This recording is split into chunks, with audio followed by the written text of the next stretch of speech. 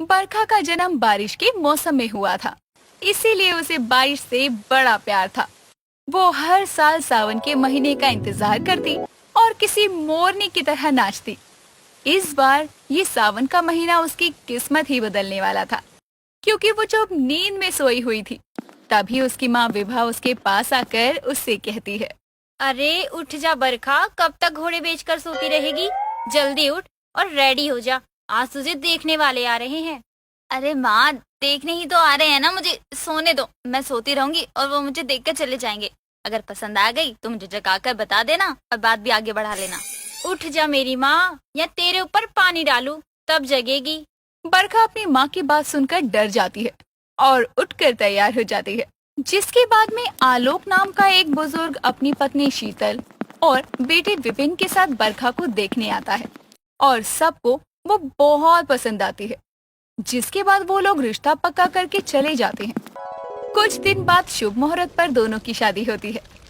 वैसे तो बरखा अपने घर को बहुत अच्छे से संभालती थी, लेकिन बरखा की एक गंदी आदत थी जिससे उसके ससुराल वाले अनजान थे।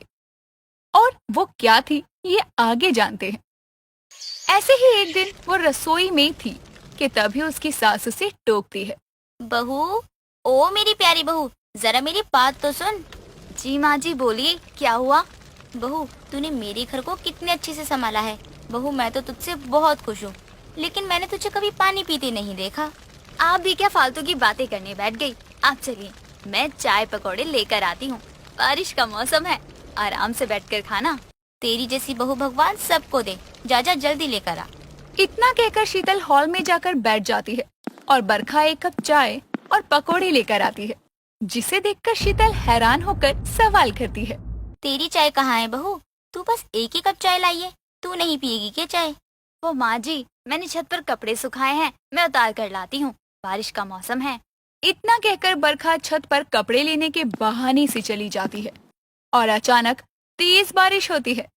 तभी शीतल का पति आलोक भी अपने कमरे से अपनी नींद को पूरा करके उबासी लेते हुए आता है और दोनों चाय पकौड़ों का आनंद लेते हैं। लेकिन तभी शीतल अचानक सोच में पड़ जाती है।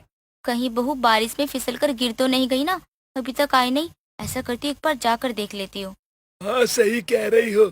चलो, मैं भी तुम्हारे साथ चलकर देखता हूँ। शीतल ने ये बोला था, जिसके बाद शीतल और आलोक दोनों छत पर जाकर अपनी बहू को देखते हैं तो बरखा बड़ा सा मुंह फाड़े आसमान की तरफ मुंह खोलकर बारिश का पानी पी रही थी और खुद से बोल रही थी। वाह, मजा आ गया। बारिश का पानी पीने का तो मजा ही कुछ और है। बोले तो नेचुरल ड्रिंक। अब जल्दी से 2-4 बर्तन भर लेती हूँ, 10-12 दिन तो पानी चल ही जाएगा। क्या तू बारिश का पानी पीती है? ये क्या सुन रही है बहू मैं? तुझे बारिश का पानी गंदा नहीं लगता है क्या? अरे माँ जी, आप कब आई? और ससुर जी आप? ये सब छोड़ बहू, अपनी सास की बातों का जवाब दे पहले। हाँ, ये सच है माँ जी कि मुझे बारिश का पानी पीना अच्छा लगता है। जब तक मैं बारिश का पानी ना पीऊँ ना, तो मेरी प्यास ही खत्म नहीं होती, इसलिए मैंने पानी भर कर रखा हुआ है। वो सब तो ठीक है, लेकिन तू हम सबको भी ये बारिश का पानी तो नहीं पिला रही ना? देख, अगर ऐसा है तो बता दे, मैं बाजार से पानी लेकर पी लिया करूँगा। अरे तू अपनी सास को पिला ये पानी, मैं नहीं पीता। नहीं ससुर जी, ये सब मेरे लिए है। मैं बारिश के पानी की ही चाय बनाती हूँ और इसी का इस्तेमाल भी करती हूँ। मेरी समझदार बारिश का पानी पीने वाली बहू, जरा ये तो बता, जब बारिश नहीं आती तो तू क्या करती है? और अगर तेरा जमा किया हुआ पानी भी खत्म हो गया तो?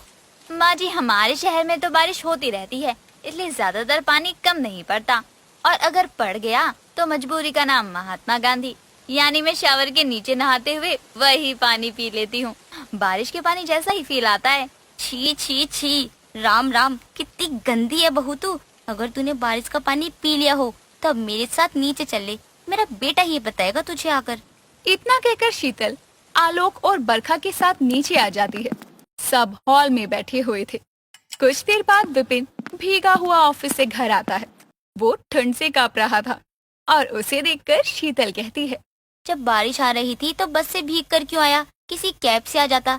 या बता दे, तुझे भी इस नास पीटी की तरह बारिश का पानी पीने की आदत तो नहीं है ना? क्या माँ, आप भी? एक तो मैं भीग कर आया हूँ और आप हो कि मजाक कर रही हो। अरे यार, कौन पागल आदमी बारिश का पानी पीता है? पीता नहीं, पीती।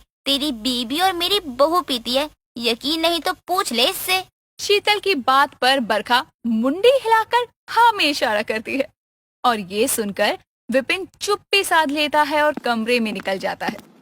कपड़े बदलकर जब वो आता है तो सब साथ बैठकर खाना खाते हैं और जहां सब खाते हुए नॉर्मल फिल्टर का पानी पी रहे थे कि तभी शीतल अपनी बहू को ताना कसते हुए कहती है, देख बरखा, हम तो फिल्टर पानी पी रहे हैं, अभी तू अपना नेचुरल फिल्टर पानी ले आ और पी ले उसे। माँ जी हाँ, मुझे पता है, मैं पहले से ही अपने ग्लास में बारिश का पानी भर कर बैठी हूँ। माँ जी आपको पता है, पहले के जमाने के लोग ऐसे ही बारिश का पानी पिया करते थे और अच्छे से जीते थे। और कुओं में भी तो बारिश का पानी जाता है ना, गाँव वाले भी तो उसे ही पीते हैं। सच में बरखा, मुझे पता होता तो मैं तुमसे कभी शादी नहीं करता। अरे ये बारिश का पानी कौन पीता है? सब बैठकर खाना खाते हैं और बरखा को सुना ही रहे थे कि तभी फिर तेज बारिश शुरू हो जाती है और शीतल भी इस बार हर सास की तरह कोई मौका नहीं छोड़ती और अपनी बहू को फिर से ताना कसती है, जा जा जा भर ले, तेरे पीने का पानी आ रहा है बहू। शीतल की बात सुनकर बरखा सच में बर्तन उठाए पानी भरने के लिए भाग जाती है। दिन बीतते हैं, बरखा को बारिश का पानी पीने से उल्टी दस्त लग जाते हैं और उसकी तबीयत बहुत खराब थी। ये देखकर उसके ससुराल वाले चिंता में आ जाते हैं क्योंकि वो उससे प्यार जो करते थे।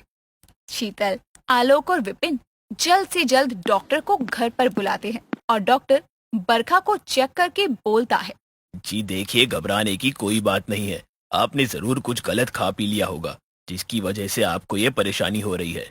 खाया नहीं डॉक्टर, पिया। अरे बारिश का पानी पिया। दरअसल मेरी बहू को बारिश का पानी पीने की बहुत गंदी आदत है। अरे इसको लगता है वो नेचुरल वाटर है और अच्छा है सेहत के लिए। बताओ जरा आप ही। देखिए डॉक्टर साहब, मैं और मेरा बेटा तो इसको समझा समझा कर थक गया है, आप ही कुछ बोल दीजिए, क्या पता आपकी बात ही इसके भेजे में घुस जाए। क्या ये सच बोल रहे हैं? अरे बरखा जी, आपको बारिश का पानी पीने की आदत है? हाँ डॉक्टर, मुझे ना बारिश का पानी ना अच्छा लगता है, वही पीती हूँ और रोज बारिश नहीं आती इसलिए भर कर रख लेती हूँ ताकि अगली बारिश तक पीती रहूँ। देखिए बरखा जी, वो जमाना अब चला गया। लोग बारिश का पानी भरकर रखते थे और पिया करते थे। आजकल इस एनवायरनमेंट में इतना प्रदूषण है कि बारिश का पानी पीने लायक होता ही नहीं। और तो और नॉर्मल पानी भी पीने लायक नहीं बचा, तभी तो लोग फिल्टर का पानी पीते हैं। देखिए, आप ये सब करके अपनी सेहत से खुद ही खिलवाड़ कर रही हैं। अब डॉक्टर के समझाने पर तुमको कुछ समझ में आया कि नहीं, या और बारिश का पानी ला कर दूं पीने के लिए? बताओ मुझे, जैसा तुम बोलोगी वैसा ही कर लेंगे।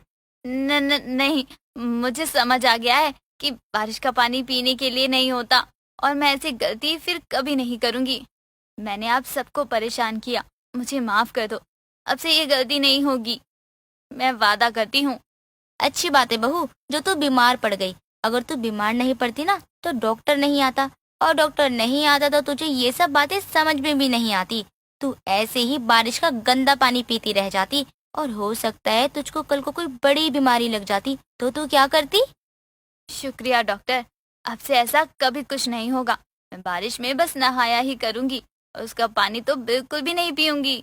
और इस तरह से डॉक्टर के समझाने पर बरखा को अच्छे से ये बात अपनी बुद्धि में समझ में आती है कि बारिश का पानी पीने योग्य नहीं होता और वो बारिश का पानी पीना हमेशा के लिए त्याग देती है और नॉर्मल पानी या फिल्टर का पानी पीने लगती है, जिससे उसकी सेहत में सुधार होता है और उसकी सास शीतल को भी चैन की सांस आती है।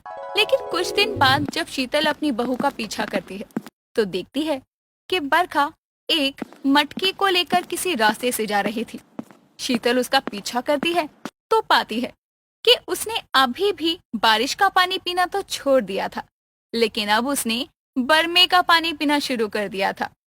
लेकिन अब शीतल समझ जाती है कि भैंस के आगे बीन बजाने का कोई फायदा नहीं है और शीतल ये सोचकर खुश थी कि आखिर उसकी बारिश का पानी पीने वाली बहू ने बारिश का पानी पीना तो छोड़ा,